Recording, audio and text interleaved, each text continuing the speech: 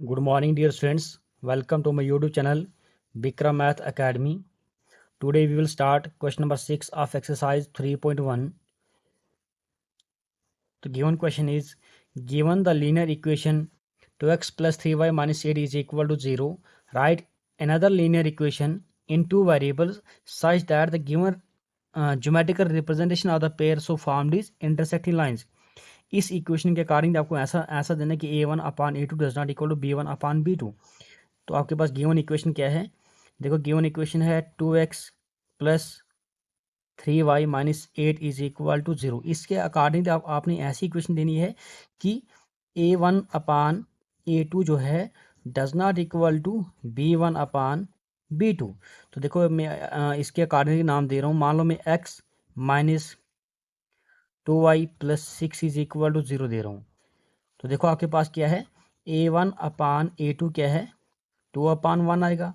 और b1/b2 क्या है, b1/b2 क्या है, 3/-2. देखो ये बराबर नहीं, तो आपके पास क्या है, ये इस इक्वेशन के अकॉर्डिंगली मैंने इस इक्वेशन का नाम दिया. तो आपके पास क्या है, ये आपके पास क्या है, इंटरसेक्टिंग लाइंस का केस है, ये इंटरसेक्टिंग लाइंस. ठीक है, अगर ऐसी इक्वेशन आप सॉल्व करोगे तो ग्राफ आपके पास कुछ इस तरह का ग्राफ बनेगा जो एक ही पॉइंट पे कट करेगा. सेकंड हमारे पास है पैरेलल लाइंस. तो पैरेलल लाइंस के लिए क्या होना चाहिए, a1/a2 is equal to b1/b2, लेकिन does not equal to c1/c2. तो इस इक्वेशन के भी आपके पास क्या है, ये आपके पास गिवन इक्वेशन आपके पास है 2x plus 3y minus 8 is equal to 0. अगर मैं यहाँ लिख लूँ 4x plus 6y minus 9 is equal to 0. देखो a1/a2 क्या आएगा, 2/4, दैट मीन्स 1/2. b1/b2 क्या आएगा, 3/6, दैट इज 1/2. इसी तरह से अगर मैं c1/c2 निकाल दूँ तो -8/-9. तो देखो माइनस माइनस कैंसिल करोगे तो आपके पास 8/9 आएगा. तो देयरफॉर यहाँ पे क्या है, a1/a2 is equal to b1/b2, मतलब ratios of first second equations does not equal to c1/c2. तो so given these equations are parallel lines. ठीक है, तो थर्ड आपके पास क्या कोइंसिडेंट है. तो आपके पास क्या है, आप एक ऐसी इक्वेशन दे दो जहाँ पे a1/a2 is equal to b1/b2 is equal to c1/c2. तो हमारे पास इक्वेशन क्या है, 2x plus 3y minus 8 is equal to 0. तो सेकेंड इक्वेशन इसके अकॉर्डिंगली दे रहा हूँ मैं, 4x plus 6y minus 16 is equal to 0. आप खुद निकाल देना. यहाँ पे a1/a2 1/2 है और b1/b2 ये भी 3 1 3 3 2 6 आएगा. और c1/c2 8/16 1/2 इज c1/c2. तो आपके पास क्या है, इस इक्वेशन के अकॉर्डिंगली मैंने एक ये इक्वेशन दी है, इसी इक्वेशन के अकॉर्डिंगली मैंने ये इक्वेशन दी, तो बनेगा आपके पास पैरेलल लाइंस. और इसी इक्वेशन के अकॉर्डिंगली मैंने इस इक्वेशन का नाम दिया, ये बन गया इंटरसेक्टिंग एट अ पॉइंट. अगर आप इसका ग्राफ से देखोगे तो एक ही लाइन पे ग्राफ आएगा, इसका आ जाएगा पैरेलल लाइंस, जो आपस में कहीं पे भी कट नहीं करेगा. तो नेक्स्ट क्वेश्चन हम इसी वीडियो में करेंगे, क्वेश्चन नंबर 7. कहीं भी कोई प्रॉब्लम होगी तो आप मुझे कमेंट करके बोल देना. तो ये हमारे पास क्वेश्चन नंबर 7 है. Draw the graph of the equation x minus y plus 1 is equal to 0 and 3x plus 2y minus 12 is equal to 0.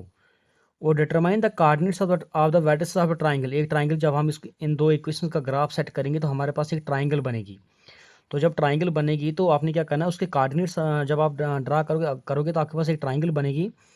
और ट्राइंगल बनेगी by at the x axis and shade the triangle region. जो जहाँ पे triangle बनेगी तो आपने क्या करना है, उसको शेड कर देना. ठीक है, एक बार फिर क्वेश्चन समझते हैं.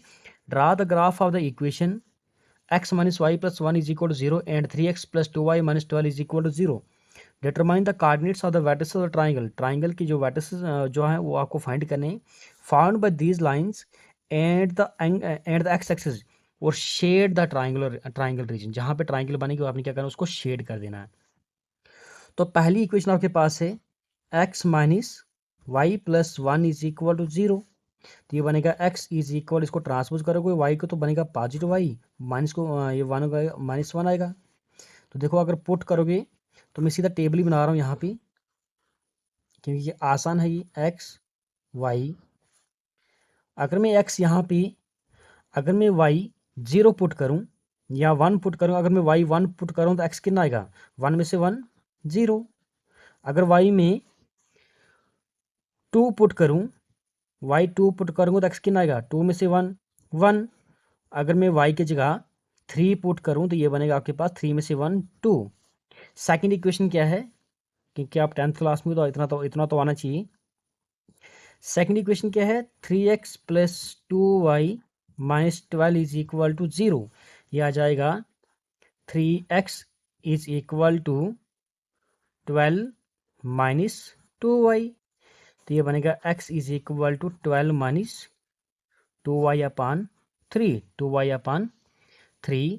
अगर मैं y की जगह 0 पुट करूं, यहाँ पे देखो, अगर x कितना आएगा, y की जगह मैं 0 पुट करूं, अगर मैं यहाँ लिख लूँ put y is equal to 0, तो x is equal to 12 minus 2 into 0 0 बनेगा अपान 3, 3 1 जा 3, 3 4 जा 12, x आ जाएगा 4।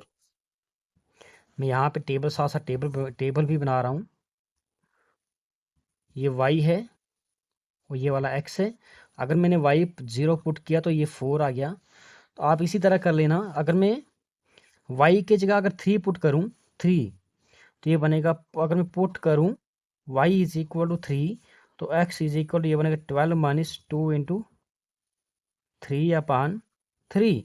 तो यह आ जाएगा x is equal to 12 minus 6 upon 3।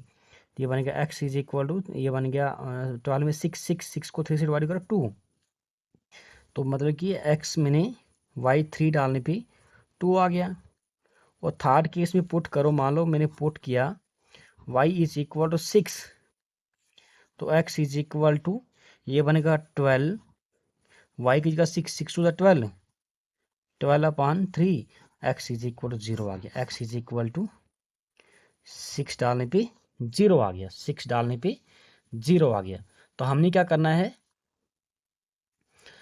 हमने करना है इसको ग्राफ। अगर मैं इन्हीं टेबल्स को लेके ग्राफ सेट करूं तो मेरे पास आ जाएगा। तो ये है हमारे पास टेबल मैंने बनाया है। ये पहली इक्वेशन का टेबल है, ये दूसरी इक्वेशन का टेबल है। तो ग्राफ कुछ इस तरह का बने। देखो पहला पॉइंट क्या है, एक्स एक्सिस पे 0 है, वाई पे 1 है। पहला पॉइंट यहाँ पर आएगा, एक्स एक्सिस पे 1 है, वाई पे 2। दूसरा पॉइंट यहाँ पर आएगा। तीसरा पॉइंट क्या आएगा, x is equal to x2 है, y3 है। तो पहला आप ग्राफ ड्रा कर लो। देखो ये कुछ इस तरह का बनेगा। ये सेकंड इक्वेशन क्या, x4 पे 0 है, पहला पॉइंट यहाँ पर आएगा। 2 पे 3 है, 2 पे 3। तो दूसरा पॉइंट देखो ये इधर ही आ रहा है। और तीसरा क्या आ जाएगा, तीसरा पॉइंट आ जाएगा 0 पे 6 आ रहा है, 0 पे y6 यहाँ पॉइंट आ रहा है। अगर आप इसको भी ज्वाइन करोगे, इसको भी अगर आप ज्वाइन करोगे, तो देखो इस तरह ग्राफ बनेगा। तो देखो ट्राइंगल, जो ट्राइंगल बन रही है, मान लो आपके पास ये ए है, ये बी वर्टिस है, ये आपके पास क्या सी वर्टिस है। तो आपके पास ट्राइंगल कौन सी बन रही है, एक्स, इसने बोला एक्स एक्सिस के साथ जो ट्राइंगल बन रही है उसको शेड करना है। देखो यही ट्राइंगल बन रही है आपके पास एक्स एक्सिस के साथ, इसी पार्ट को आपने शेड करना है।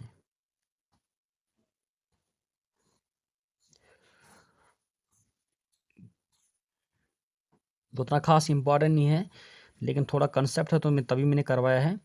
कहीं पर भी कोई भी प्रॉब्लम होगी तो आप मुझे कमेंट करके बोल देना। तो thank you dear students for watching this video. ये लास्ट क्वेश्चन था इस एक्सरसाइज का। Thank you.